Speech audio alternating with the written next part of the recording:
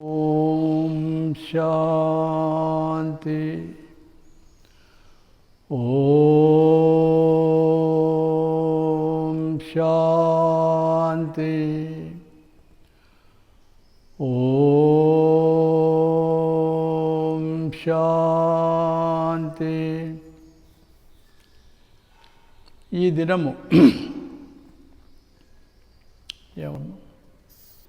దినము సోమవారం.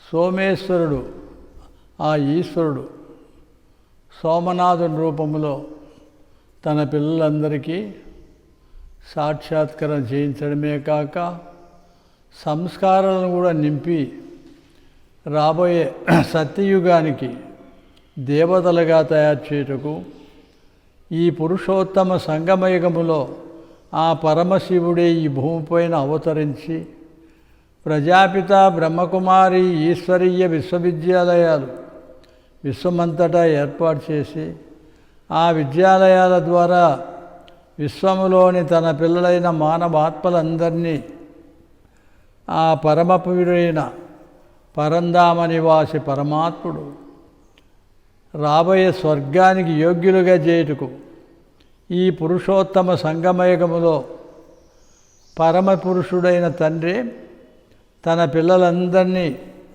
పవిత్రంగా యోగ్యులుగా తయారు చేసి వచ్చే జన్మలో దైవీ గుణాలు కలిగిన మానవులుగా జన్మ తీసుకున్నటకు ఇప్పుడే ఆ సహయోగమిచ్చి తన పిల్లలను సంపూర్ణంగా తయారు చేస్తున్నాడు. అటువంటి మహానుభావుడు భారతదేశంలో అవతరించి భగవంతుని రూపంలో మనకు సాక్షాత్కారం చేయించి రాబోయే జన్మ దేవతా జన్మ తీసుకున్నటకు యోగ్యులుగా చేయుటకు ఈ జన్మలోనే తను టీచర్ అయి చదివిస్తున్నాడు. ఎన్ని జన్మల పుణ్యఫలమో ఆ ఈశ్వరుడు మనకు ఈ ఆఖరు జన్మలో అంతిమ సమయంలో వానప్రస్థ స్థితిలో తన పిల్లలుగా చేసుకొని వాణికి దూరంగా మన ఆత్మలందరి ఇల్లు ఎక్కడుందో అక్కడికి తీసుకెళ్ళటకు వానప్రస్థాశ్రమాన్ని ఏర్పాటు చేసి ప్రొద్దుటూరు పట్టణంలోనే ముఖ్యంగా విశాలమైన స్థలములో వాణికి దూరంగా తన పిల్లలను ఇంటికి తీసుకెళ్ళటకు ఈ పురుషోత్తమ సంగమయుగములో భారతదేశంలో అవతరించి భారతవాసులనే స్వర్గవాసులుగా తయారు చేసి స్వర్గానికి యోగ్యులుగా చేయుటకు ఈ సంగమయుగములో ఆ సర్వోత్తముడైన సర్వగుణ సంపన్నుడు సంపూర్ణ నిర్వికారులు మర్యాద పురుషోత్తములుగా కాబోయే దేవతలుగా తయారు చేయుటకు ఈ సంగమయుగములో అవతరించారు. అటువంటి తండ్రి ఎన్నో జన్మల పుణ్యఫలంగా ఈ ఆఖరు జన్మలో అంతిమ సమయంలో వానప్రస్థ స్థితిలో బ్రహ్మకుమారి కుమారులకు లభించి బ్రహ్మ పిల్లలుగా కుమారి కుమారులు అంటే పవిత్రమైన జీవితాన్ని గడుపుతూ వారు పురుషోత్తమ సంగమయుగానికి మొట్టమొదట జన్మ తీసుకునే బ్రాహ్మణులు. ఇటువంటి కర్మయో భూమిలో అనేక జన్మల అంతిమములో బ్రహ్మకుమారి కుమారులుగా పవిత్రమైన జన్మ తీసుకొని దైవీ గుణాలు నింపుకొని అసురీయ గుణాలను తొలగించుకొని రాబోయే స్వర్గానికి యోగ్యులుగా చేయుటకు పవిత్రమైన జన్మ తీసుకొని ఆ పరమశివుని ద్వారానే పరమాత్ముని ద్వారానే అవతరించిన బ్రాహ్మణులు ఎన్ని జన్మల పుణ్యఫలమో ఈ ఆఖరు జన్మలో అంతిమ సమయంలో పవిత్రమైన జన్మ తీసుకున్నారు. అంటే పవిత్రమైన జన్మ కోటిలో కొందరు, ఆ కొందరులో ఏ ఒక్కరో ఇద్దరు అంటారు. అటువంటి జన్మ ఈ బ్రాహ్మణుల జన్మ లభించింది. ఈ బ్రాహ్మణులే వచ్చే జన్మలో దేవతలుగా సుందరమైన శరీరాన్ని తీసుకునే పాత్ర చేయుటకు యోగ్యులుగా తయారవుతున్నారు ఇప్పుడే. కాబట్టి ఒక్కొక్క జ్ఞానరత్నము ఎన్ని జన్మల భాగ్యమో అనేక జన్మల భాగ్యాన్ని తయారు చేసుకున్నటకు ఈ పురుషోత్తమ సంగమయుగములో ఆ పరమశివుని ద్వారా పరమాత్మ ద్వారా మనకు పవిత్రమైన జన్మ లభించింది. ఈ జన్మ మళ్ళా మనకు లభించదు. ఇది ఈ పురుషోత్తమ సంగమయుగములో ఒక్కసారి మాత్రమే పవిత్రమైన జన్మ లభిస్తుంది. కాబట్టి సోదరాత్మలు, ఎన్ని జన్మల పుణ్యఫలము అని మనం అనుకుంటుంటాం. భక్తి మార్గంలో ఎన్ని జన్మలు మీరు పుణ్యం చేశారు? ఒకే జన్మ చేశారు. ఒక జన్మలోనే ఎన్నో జన్మల పుణ్యఫలం మీకు లభించింది. అది ఎట్లా లభించింది? ఈ పురుషోత్తమ సంగమయుగము, కల్పానికి ఒక్కసారి మాత్రమే పురుషోత్తమ సంగమయుగము స్వయం భగవంతుని ద్వారా ప్రాప్తించి ఉన్న జన్మ. అటువంటి కొత్త జన్మ కోటిలో కొందరిలో ఏ కొద్ది మందో ఉండరు. అందులో ఈ బ్రహ్మకుమారి కుమారులు ఓం శాంతి వానప్రస్థాశ్రమంలో ఆ కొద్ది మంది పవిత్రమైన జన్మ తీసుకొని పవిత్రాత్మలుగా దైవీ గుణాలు కలిగిన మానవులుగా ఈ భూమిపైనే సేవ చేస్తూ పాత్ర చేస్తున్నారు. కానీ అటువంటి మహానుభావులు కోటిలో కొందరిలో ఏ కొద్ది మందో అవతరించిన బ్రాహ్మణులు అయ్యారు. అందుకోసమై సోదరాత్మలు ఆ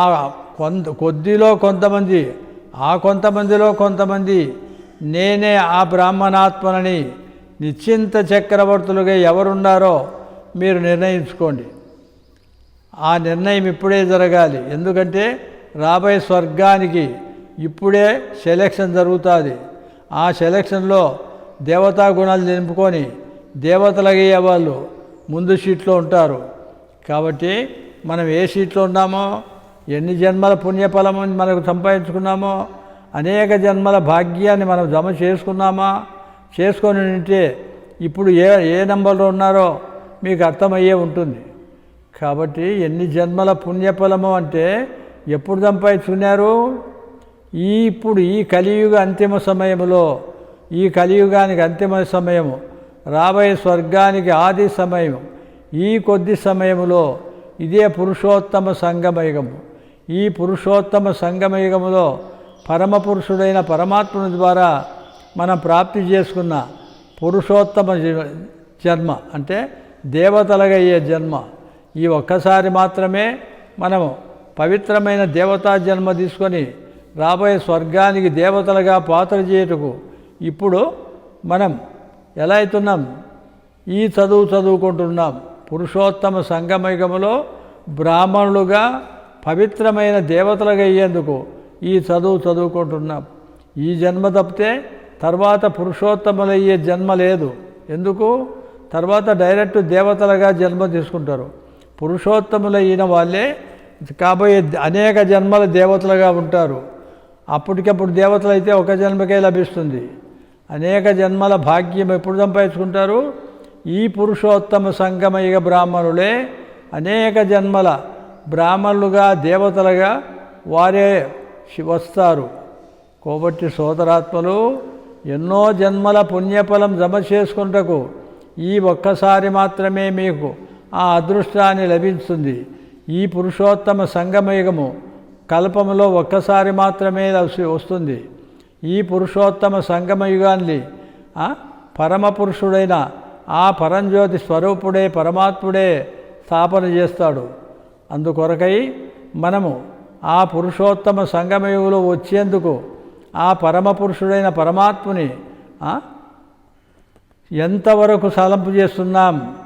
ఎన్ని జన్మలకు భాగ్యం జమ చేసుకుంటున్నాం? అనేక జన్మలు భాగ్యం జమ చేసుకున్నామా, లేక ఒక్క జన్మకే చేసుకున్నామా అనేది మన లెక్కాచారం చూసుకోవాలి. ఎందుకంటే ఈ జన్మలో చేసుకునే ఫలమే అనేక జన్మల పుణ్యఖాత జమ అవుతుంది. లేదంటే ఒక జన్మకే లభిస్తుంది. చదువుకుంటే ఒక్క జన్మకే ఉద్యోగం లభిస్తుంది, కానీ అనేక జన్మలు లభించదు. అనేక జన్మలు ఎప్పుడు లభిస్తుంది? ఈ పురుషోత్తమ సంగమయుగములో మనము ఆ పరమపురుషుడైన పరమాత్మని ప్రసన్నం చేసుకున్నట్లయితే అనేక జన్మలు ఒక్కసారి మాత్రమే లభిస్తుంది. అది కూడా కోటిలో కొందరిలో ఏ ఒక్కరిద్దరో లభిస్తారు. అందుకొరకై ఎంత కష్టపడాలనో ఎన్ని జన్మల భాగ్యాన్ని జమ చేసుకుంటున్నామో మనకు మనమే పరీక్ష చూసుకోవాలి. పరీక్షలో మీకు మీరే మార్కులు వేసుకోవాలి. ఇది గ్రేస్ మార్కులు కూడా ఇక్కడే ఉంటాయి. అందుకొరకై మనం ఆ పురుషోత్తమ సంగమయుగ బ్రాహ్మణులుగా అయ్యామా, ఆ బ్రాహ్మణులే వచ్చే జన్మలో దేవతా జన్మ తీసుకుంటారు. కాబట్టి ఒక్కొక్క జ్ఞానరత్నం ఎన్ని జన్మల కొరకు తయారవుతుందో, ఎన్ని జన్మల భాగ్యాన్ని జమ చేసుకొని మీరు ఇంటికి తీసుకుని వెళ్తారో అది మాత్రమే మనకు సీనియారిటీ ప్రకారం వస్తుంది. సోదరాత్మలో ఒక్కసారి ఆలోచించే విషయం కాదు ఇది. అనేక జన్మల భాగ్యాన్ని జమ చేసుకున్నట్టుకు ఆలోచించవలసిన విషయము. అనేక జన్మలు ఒక్కసారి జమ చేసుకోవాలంటే ఏం చేయాలి? ఈ పురుషోత్తమ సంగమయుగము, పరమపురుషుడు స్థాపించిన పురుషోత్తమ యుగము, ఈ యుగములో భాగ్యశాలి ఆత్మగై అనేక జన్మల భాగ్యాన్ని జమ చేసుకున్నట్లయితే అనేక జన్మలు మీరు దైవీ గుణాలు కలిగిన మానవులుగా ఈ భూమిపైన జన్మ తీసుకొని దేవతలుగా పిలువబడుతూ పాత్ర చేస్తారు. లేకపోతే ఒక్క జన్మకు మాత్రమే లభిస్తుంది. అనేక జన్మల భాగ్యం జమ చేసుకోవాలంటే అనేక జన్మల సేవ చేయాలి. అనేక జన్మలకు మన సోదరాత్మలకు సేవ చేయాలి. వారందరినీ కూడా మనం ఎంతో ప్రేమగా గౌరవంగా మనకు సోదరాత్మలుగా సేవాదారులుగా మనం వాళ్ళకు సేవ చేసి సోదరాత్మలకు వారసులుగా కూడా తయారు చేసుకోవాలి. ఇప్పుడు లేకుంటే మరెప్పుడు లేదు. వారసులు మనకు ఎప్పుడు తయారవుతారు? వారసులు అంటే ఎవరు? మీ ద్వారా మీ ఆస్తిని తీసుకునే వారసులు. మీ ఆస్తిని తీసుకోవాలంటే వాళ్ళు ఏం చేయాలా? మీ చదువు చదివి మీ వారసులు కావాలంటే మీ సేవ చేసి మీ సేవా భాగ్యం వాళ్ళకు జమ చేసుకున్నప్పుడే వచ్చే జన్మల వాళ్ళు నువ్వు జన్మ ఇచ్చి వాళ్ళను తయారు చేసుకోవాలి. ఒక్కొక్క జ్ఞానరత్నము అనేక జన్మల కొరకు భాగ్యం జమ చేసుకోవాలంటే అనేక జన్మల సేవ చేయాలి కూడా. ఒక్క జన్మ సేవ చేసి నాకు అంతా ఇమ్మని చెప్తే ఎట్లిస్తారు? ఇయ్యరు. అది కూడా మన సేవా భాగ్యాన్ని బట్టే ఆ సేవకు ఫలితం లభిస్తుంది. సోదరాత్మలు అందరూ అర్థం చేసుకుంటున్నారా? మీరంతా చదువుకుంటున్నారు కదా. ఏ చదువుకుంటున్నారు? మానవుల నుంచి దేవతలయ్యే చదువుకుంటున్నారు. మానవుల నుంచి దేవతలు ఎలా అవుతారు? చదువు ద్వారానే కదా. ఏ చదువుకుంటున్నారు? మానవుల నుంచి దేవతలయ్యే చదువుకుంటున్నారు. మానవుల నుంచి దేవతలు కావాలంటే ఎట్లాగా చదువుకోవాలి? ఎక్కడ చదువుకోవాలి? పురుషోత్తమ సంగమయుగములో ఆ పరమపురుషుడైన శివపరమాత్ముని బిడ్డలుగా చదువుకోవాలి. అదే మనకు పురుషోత్తమ యుగం, సంగమయుగం. ఎన్ని జన్మల పుణ్యఫలమో ఆ ఒక్క జన్మలోనే అనేక జన్మల దేవతా జన్మకు యోగ్యత సంపాదించుకోవాలి. ఇప్పుడు లేకుంటే మరెప్పుడు లేదు. సమయం విలువ తెలుసుకోండి. ఈ కొద్ది సమయంలోనే అనేక జన్మలు భాగ్యం జమ చేసుకోవాలనుకుంటే తప్పకుండా చేసుకోవచ్చు. ఒక్క జన్మలో ఇచ్చేందుకే ఈ పురుషోత్తమ సంగమయుగంలో ఆ పరమపురుషుడైన పరమాత్ముడు మన కొరకు భారతదేశంలో అవతరించారు. మరి ఎన్ని జన్మల పుణ్యఫలమో చూడండి. భారతదేశంలో భగవంతుడు ఎందుకు అవతరించాడు? ఒక్కసారి మాత్రమే అవతరించి ఆ ఒక్కసారి పుణ్యభాగ్యమే అనేక జన్మలకు దైవీ గుణాలు కలిగిన మానవులుగా దేవతలుగా పిలువబడుతూ రాజ్యంలో వస్తారు. దాని కొరకై మీరు పురుషోత్తమ సంగమయుగంలో ఆ పరమపురుషుని ప్రత్యక్షం చేసుకున్నటకు ఎంత పురుషార్థం చేయాలనో అది మీరే ఆలోచించి పురుషార్థం చేయండి. ఎందుకంటే పురుషార్థాన్ని బట్టే ప్రారబ్ధం లభిస్తుంది. నీ పురుషార్థం ఎన్ని జన్మలకు సంపాదించుకుంటున్నావో అన్ని జన్మలు నువ్వు దేవాత్మగా శరీరం తీసుకొని దేవతలుగా పిలబడుతూ పాత్ర చేస్తావు. పురుషార్థం అంటే మీరు చేసే సేవా భాగ్యానికి ప్రతిఫలం. ప్రతి ఒక్కరికి ఎవరి భాగ్యం వారిదే, ఎవరి సేవ వారిదే. ఎవరి అదృష్టం వాళ్ళు తయారు చేసుకోవాలి. ఒకరు చేసింది ఒకరికి రాదు. ఒకరు చేసింది ఒకరికి ఏంది? ఈ కలియుగ వారసత్వం వస్తుంది, సత్యుగ వారసత్వం కూడా రాదు. ఆ పరమశివుడు పరమాత్ముడు పరంధామములో ఉండి ఈ సాకార లోకములో ఉన్న మానవ సృష్టి శరీరం తీసుకొని మానవాత్మలుగా ఉన్న ఆత్మలకు తాను అక్కడి నుంచి చదివించి యోగ్యులుగా చేసి రాబోయే అనేక జన్మల భాగ్యాన్ని దమజేయించుటకు భారతదేశంలో అవతరించిన బ్రహ్మకుమారి కుమారుల కర్తవ్యం. సోదరాత్మలు, బ్రహ్మకుమారి కుమారులు అంటే సాధారణమైన జన్మ కాదు. సాధారణమైన జన్మలోనే అనేక జన్మల భాగ్యాన్ని జమ చేసుకుంటకు పురుషార్థం చేస్తూ చేస్తూ శరీరాలు వదిలి పరిస్థా రూపంలో ఇంటికెళ్ళి పరిస్థాలుగా వచ్చి ఈ భూమిపైన దేవతలుగా పిలువబడుతూ పాత్ర చేసేవారు.